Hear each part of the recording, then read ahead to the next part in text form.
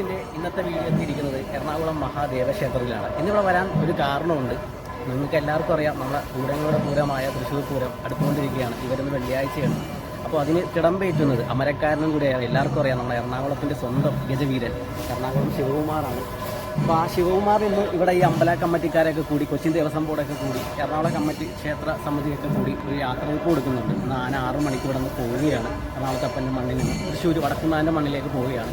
അപ്പോൾ അതിൻ്റെ കുറച്ച് വീഡിയോസൊക്കെ നിങ്ങൾക്ക് എത്തിക്കുക എന്ന് വിചാരിച്ചിട്ടാണ് RJ ബ്ലോഗ്സിൽ നിന്ന് എറണാകുളത്തപ്പൻ്റെ മണ്ണിൽ വന്നിരിക്കുന്നത്.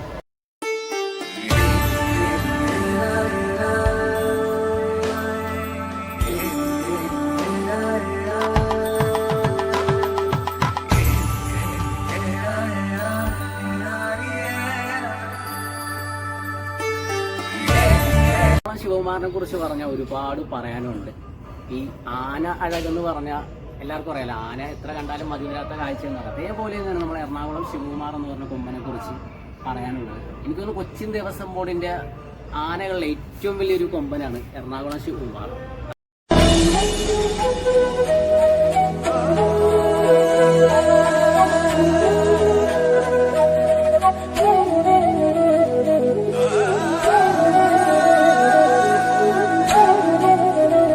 പൂരത്തിന്റെ തലേ ദിവസം നെയ്തലക്കാവമ്മയുടെ തിടമ്പേറ്റി തെക്കേ ഗോപുരാണ് തുറന്നുകൊണ്ടിരുന്നത് ഏകഛത്രാധിപതി തെച്ചിക്കോട്ടുകാവ് രാമചന്ദ്രനായിരുന്നു.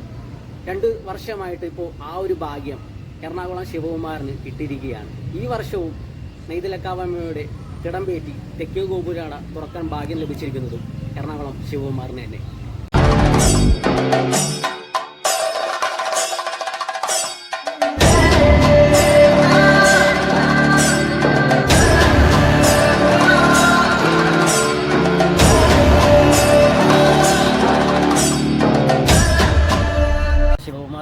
ഇതാ പൂരനഗരിലേക്ക്, എറണാകുളത്തപ്പൻ്റെ മണ്ണിൽ നിന്നും പൂരനഗരിലേക്ക് പോകാനുള്ള തയ്യാറെടുപ്പാണ്. ഇപ്പം ഗജപൂജ നടന്നുകൊണ്ടിരിക്കുകയാണ്.